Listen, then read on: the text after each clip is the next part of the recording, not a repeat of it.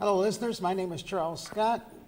The program in which you're about to listen to is called Can We Talk? We come every week into your household to explain to you some current events and some of the items that might affect your life and also the people around you.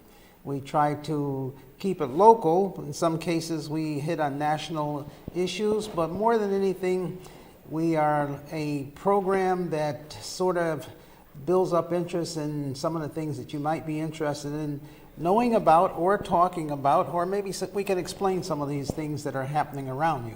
I am a real estate broker and owner of Tri-State Realty, and I am in the city of Bridgeport, Waterbury, and in New Haven.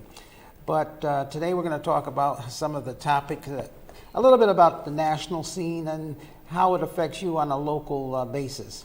It's going to be sort of geared towards what's happening in the rental and the real estate market. And you may be interested in knowing what I see sort of as a little crystal ball as to what's going to happen in the future. A lot of times people will call me and they'll say, well, what do you think is going to happen? Or what do you think is going to happen for 2022? And how does the interest rate affect it? How does the market affect it? There's so many things that we're going through these days on a worldwide issue that's affecting some of everything we do locally. I tell people, keep a watch out as to what's happening, in Europe, what's happening in the Ukraine, what's happening in Russia, what's happening in the United States. And how does that affect you? Well, I'll give you right up front a good idea of how things that are occurring worldwide are affecting you. It may affect it's affecting your lifestyle, real estate, the cost of gas. I try to keep this program to things that you can relate to. The cost of gasoline, for example, with some of the turmoil that's occurring, the barrel of oil is stretching and going over $100 a barrel. I remember not too long ago, maybe 6 months ago, it was at $55 a barrel, and it was starting to come up and people were concerned. Well, what do you do when it's $100 a barrel? Now, for you out there in the public, how is this affecting your pocketbook? Well, oil is used for many, many things. Oil is used to make plastic. We already had a shortage of plastic for car dealers, car sales, all of the items going into making of many, many materials. Think about how many materials use plastic. And if that cost doubles, the cost of oil, home heating oil.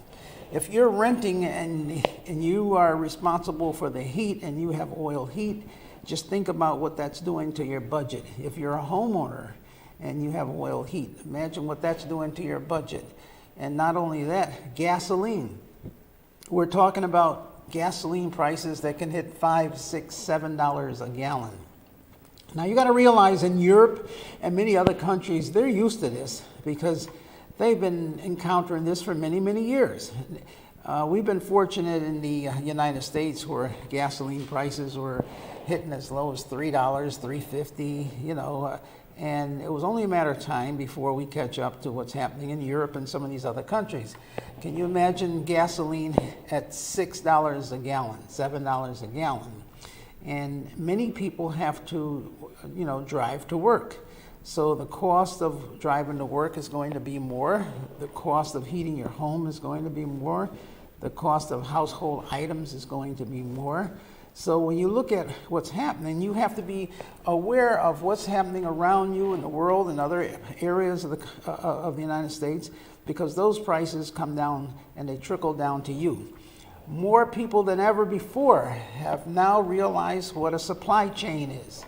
And more people than ever before realize how many items are made in China. When you're growing up, you always looked underneath every little item, dish or trinket, and it always says, made in Taiwan, made in China. And, you would always think to yourself, boy, a lot of things are made in China. However, now that you look at it, there's not only a lot of things, is a majority of things are made in China and in Taiwan. And these little areas supply the world. And so what happens is when this supply chain is disrupted, or they're not able to get those goods to you, the prices escalate. And we see that happening right now. So we have a supply chain issue. And I know the ship that got stuck in the Panama Canal during the summer, and it was stuck there for quite a while, sideways. And the ships had to go all the way around the earth and the globe just to bring in their supplies. Imagine what that did to the supply chain on top of everything else. So you must understand, things that happen on a worldwide basis affect you right at home. When you go into the grocery store and you see those shelves that are empty and you can't buy certain items, or when they do come back onto the shelf, look at the cost of meat. I know a lot of people are putting on their Facebook and they're making jokes about the price of a steak, and 2 or 3 in a package, $70. Oxtail, look at what happened with oxtail. Look at the price. Some of them putting jokes on there, $75 for a package. And so you got to realize this is starting to hit home. It's starting to affect your pocketbook. And when everything doubles around you and your income does not double, then it really affects you, and it really hits home as to what's happening within your area. If you are, a family of children, it affects your clothing, your food, your gas. Everything around you becomes sort of bare. So things are changing, and even if things go back, they're not going to go back to where they were. It's like whenever someone can see where they can charge you more money, once the issue is resolved, they don't go back down to where they were. Once they realize you're willing to pay more money for something, it may go down, but not back down to the bottom of where it was before. So you can expect to pay more for items. You can expect to have shortages of items going forward in the future. So you've got to plan. You've got to put together a budget. You've got to figure out how can you work within the system, not take the system and fight it and be constantly frustrated as to what's going on, because it's going to keep going on. And you have to figure out how to change your habits, change your eating habits, change your work habits, change your driving habits.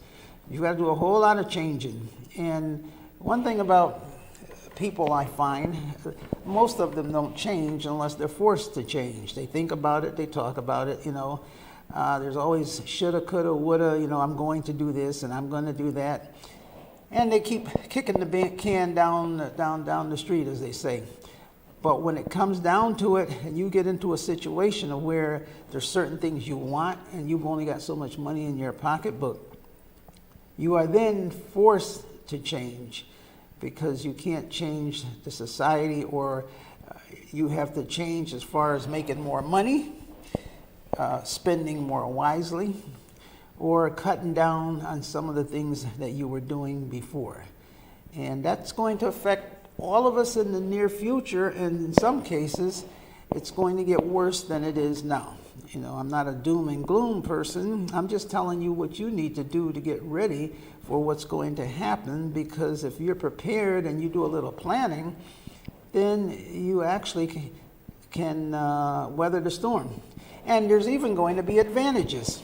There's going to be advantages in this situation.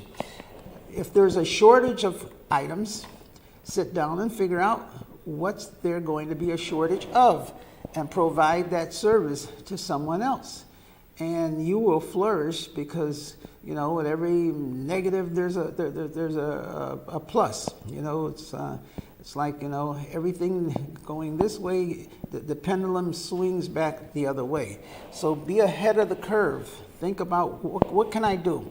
What services can I provide to people to make them want to talk to me, or want to deal with me, or work with me? What services can you provide? The other thing, I was talking to a person the other day, and I said, it's not all that hard to become wealthy. It's not all that hard to plan and to do all of the things that you want to do. And that person said, well, it takes a lot of money. And I said, no, that's not true. It doesn't take money to make money. That's a big misconception. If you want to know about how to make money, it's real simple. Don't listen to me. Go to YouTube and Google, how do you make money without money? And you'll see all of the stories and all of the people that are doing it. And the first thing they do is they tell you it didn't take money to do this. A lot of them are telling you how they got started. Some of the richest people in the world started out with no money. They were poor. They grew up in poverty. You always hear the stories of all of the millionaires, billionaires, how they got their start. It was poverty. They grew up in the worst part of town with no money, couldn't eat, couldn't do this. But they figured out a way of starting of providing some services. One of the easiest ways right now that I see is the internet. The internet has opened up a world of opportunities for everyone. Because, I'm amazed, and as old as I am, saying about this subject, we got TikTok. All these young kids are making hundreds of thousands of dollars just by being innovative and coming up with a dance or coming up with a saying or coming up with something that's funny, that people are willing to look at for maybe 15 seconds or 30 seconds. And what did it cost them to do that? Nothing. They didn't have any money. It didn't cost them not one single penny. All they did is come up with an idea, filmed themselves with their cell phone, and uploaded it to TikTok or YouTube, and everybody thought it was funny, and everybody started watching it. Next thing you know, it went viral. It's all across the United States, all across the globe. Now, guess what? Every time somebody watches that video, and it's picked up by YouTube or the internet, then they say, oh, this person's got 1,000 followers, 5,000 followers. That's why they're always talking about hit that like button, because the more people that like it, then the advertisers come in and they start paying that person for every time someone looks at that video. So they may get 7 cents, they may get a nickel, but you take 1 million nickels and put them together, and you do that every day or every week, that person's making $20,000, $30,000, $40,000 a month just by that video, just by that TikTok video. Did it cost them money to make money? Nope. Did they have a cell phone anyway? Yes. Did they have electricity in their home? Yes. So they didn't put any investment out there of $20,000, $30,000, $40,000. So you see, it doesn't take money to make money. It takes an idea, and you have to be innovative. You could give a service. I was talking to a school teacher recently, and she teaches education, and she does part-time work on the side, teaching, English as a second language and some of the other studies. And she was having trouble paying her bills and everything. I said, well, why don't you start a business? She said, well, I don't have any money to start a business. I don't know how to start a business. I said, well, you're already in business and you're doing it on the side. I said, why don't you go on the internet, get yourself a program, tape yourself, and offer internet services of doing it on Zoom or doing it remotely. Get a background, put a sheet up in the back of your home, in your office, in your house. Put your cell phone there, advertise your services, and have people sign up, Eventbrite, whatever it may be, and charge a fee. And now that's thousands and thousands of people out there that you will be able to attract to your business and charge them a fee. And I said, you're doing it anyway. And I said, what's it take? Half an hour a day, or if you start your classes and put it together? And she started doing that about 3 months ago, and she's making a lot of money, and she can't get over it. And I said, you're doing nothing no more than what you do anyway. It's just a matter of just being creative, and the people all out there need your service. Their children are remote, they're home, some of them have trouble with their studies, and now what you're doing for maybe 10 people in a classroom, You can do 4,000 people out there and charge them a small fee, and look at all the money that you're making just by sitting at home doing that. So it's very easy to get out there and make money without having money. And you can go and, like I said, I'm a big fan of YouTube. Go on YouTube, ask a question, and look up all of these things that you want to do. So with that, hopefully I've told you some things that you can do that you can make some money in the future and get prepared for what's going to happen. Think about yourself. Don't think about, well, you can think about it, I guess, what job do I apply for? Where's the nearest job fair? How much money do I ask for? I need a raise. Raise yourself. Think about what you have to offer. Everyone is unique and everyone has something to offer. When you talk to somebody and they tell you what they do, you're amazed at what they do. And you go, oh, really? And you start becoming inquisitive and you start asking them questions about how do you do this or how do you do that, no matter what they do. They could be a mechanic fixing a car. They could just change oil under a car. And you say, I had my oil changed the other day and this is what happened. What happened here? And you're listening attentively because you want to know what's this person got to tell me. And that person's thinking, well, all I do is this. But what that person does, you don't do. So it's news to you. And that person has information to give. Right now, mechanics fixing cars, they're needed badly. There's a lot of things that, if you're a street sweeper, in other words, where do you buy your brooms? What do you use? What materials do you use? People are interested in what you do. How do you do this? You clean windows. It could be a menial job that you think of as nothing and feel bad for yourself because that's all you can do. And to another person, they're looking for someone that can do that kind of work. And then all you have to do is multiply it. If you clean windows and you clean 1 or 2 windows and you charge $2, but what if you walked around the city and you got 100 people to clean their windows and you went around, let's say, every day or every other day and cleaned all their windows times $2 and you got 100 people and you say $2, $3, you're making $200 to $300 a day just going around cleaning. And how long is it going to take you? And what's it take for someone to just hand $2 to you? Multiply that times 100 times a day. That's $200 times a week. That's $1,000 a week times a year. That's $50,000 a year. What did it take to go into business? A bucket, some water, and some cleaning solution, and a squeegee. So it doesn't take a lot. You don't have to have a PhD. You don't have to have a bachelor's degree. You don't have to have a master's degree in order to make money or to get ahead in life. Education is good, but most wealthy people did not have an education. They had an idea. The idea was born in their garage, in their bedroom, while they were half asleep. They just said, that's a good idea, let me try this. And they kept doing it. They didn't run out of money in some cases because they weren't putting any money into it. It was an idea, it was a thought. So those are some of the things I just want to give you an idea and let you know about, today. And a lot of people that I've interviewed and a lot of people that I've talked to, and I asked them, well, what was your success? How did you get started? What did you do? And a lot of people that I know. I'm constantly around a lot of people that have businesses, that have real estate, that are very wealthy. And when I talk to them, and we laugh and we talk, they're not, they don't have any degrees. And if you saw them walking down the street, you'd probably figure, let me get away from this person because he's going to ask me for $1. Because when you see them, they don't dress up. They don't have the suits on. They don't have the ties. They don't have the fancy clothes.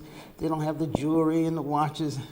To them, that stuff is immaterial because they can do that anytime they want. They do not have to impress anybody.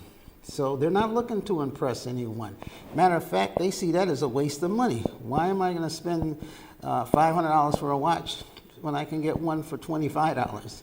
And they both do the same thing. Why am I going to spend money on a big fancy car when I'm going around, working and doing my manual labor, and the car's going to just get all dusty and dirty and concrete or rocks and this and carrying around lumber? I don't need that.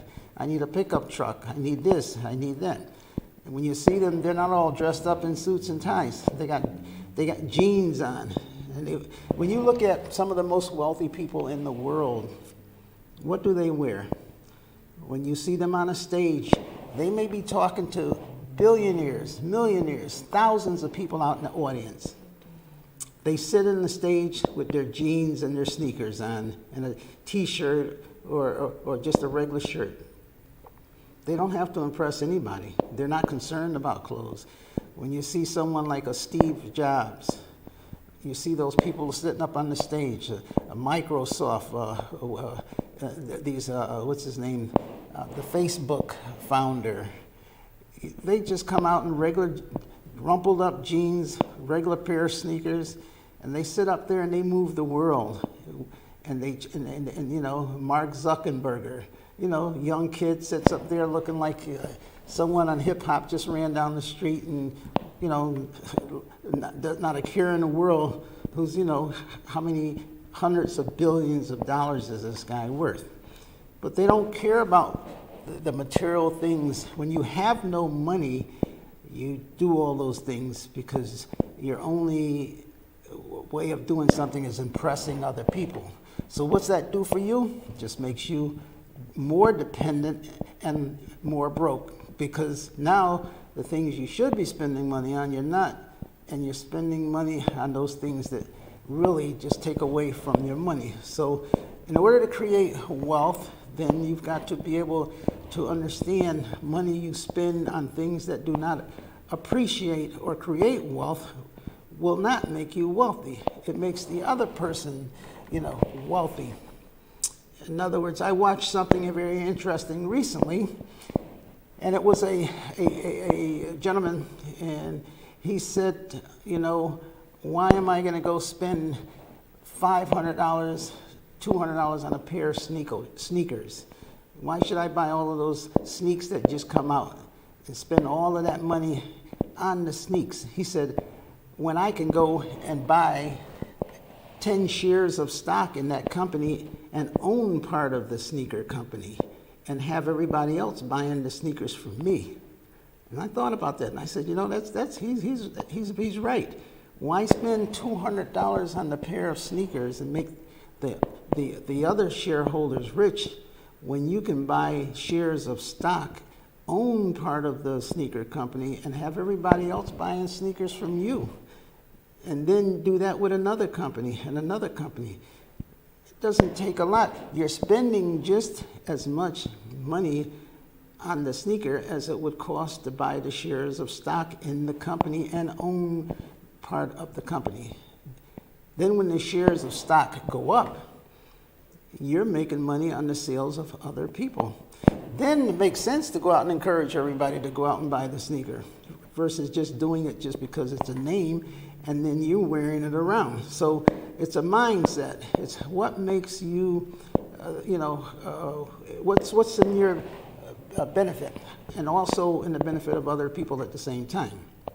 So there's a lot of things I can go on and on and on and talk about. I can talk about a lot of this from experience, from the mistakes that I've made and some of the successes that I've made and the things that I've done in real estate and throughout life and the various businesses that I've owned. And, you know, a lot of them did not work out. I'll be the first to admit that. But from each business I've owned, and if it didn't work out, I got the experience to say to myself, well, I'm not going to make that mistake again. And then sometimes maybe you do, not knowing it because things change. But at least it gives you the confidence to go into business. It gives you the confidence to start out, to go out there and to try to change things, and also to make it so that you can service other people. You always have in the back of your mind, how can I help people? Because if you got a product and you provide a service, it's the people that will make you, because they will buy your service or buy your product. So you have to have something to give to them. You just can't go out and take and not give anything, because that's not going to last but so long. People are going to get, hip to what you're doing, and your business will fail. But how can you give a service? How can you make a person's life easier by providing a product that will make it easier for them? Most people that made a lot of money came up with an idea of something that only cost $2 or $3. You could come up with an idea and put it out there as long as you get the multitudes to buy that particular product. If you get 1 million people to buy something for $1, that's $1 million. And sometimes it's an idea that you think of. And sometimes people stumble onto those ideas by saying, you know, I wish somebody would make something that, you say, well, why don't I make it? So make it yourself, you know. Now, what's the, you know, like I say, I've made mistakes in the past, and one of the things you have to do is figure out how to get ahead of the curve. If you're going to find a little item that you can make and sell to everybody for $1 and sell 1 million of those, it sounds good. But guess what? When you start selling them like crazy, everybody else is going to get that same idea. They're going to say, well, he can do that. I can do that too. So then everybody starts copying your idea, and that what you thought you were going to make $1 million in, if you get out there quick enough and get it out there in the street fast enough, you will make a lot of money. But you also got to protect yourself. You got to get a copyright. You got to figure, how can I take this item and set it up legally so can't nobody copy it? And even then, copyrights are only good for so many years, but at least you got to jump on your competition. And then you may say, well, okay, the big companies, you know what they do? They copyright it anyway. They say, hey, sue us. You know, that's a great idea. We're going to take that idea and run with it. By the time you sue us, you don't have money for lawyers and not this and that and everything. So sometimes you got to figure out how to team up with them to put it out there, to distribute that product, and you give them some of the money, they give you some, you know, they don't sue you and you don't sue them. But, you know, maybe instead of you getting 30 cents for every item that's sold, maybe you get 15 cents. But then you got the long-term longevity, you're getting more items out in the street, and everybody's getting along until the other companies realize that your patent has run out of its time, and then they start copying. So you just got to get ahead of the curve. Some things are ethnic.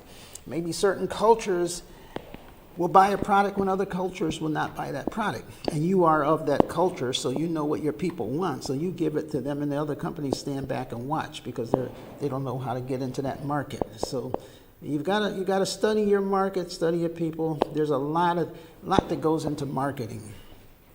I try to do a lot of marketing, and I pride myself in marketing. And I've got my younger son who's, I call him marketing genius. He's into the younger crowd. That's how I know about the TikTok, the Dogecoin, Ethereum, Bitcoins, all of this.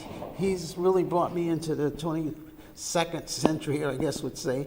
But you've got to talk to people. Talk to your kids. You know, that's a wealth of opportunity.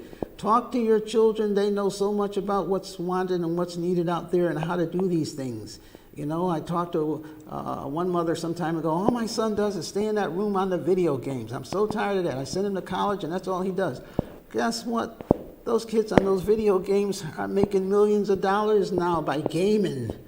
And they come out of those rooms, and they're making hundreds of thousands of dollars.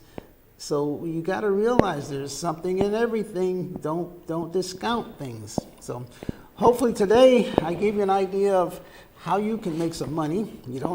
Remember, take this away from this conversation today. You don't need money to make money. Money makes money. So again, my name is Charles Scott. I'm with Tri-State Realty. If you're looking, to sell a house, buy a house, investments, real estate, give me a call. I've been around for 37 years, seen a lot and do a lot, and maybe I can help you with some of my knowledge. Until next week, God bless.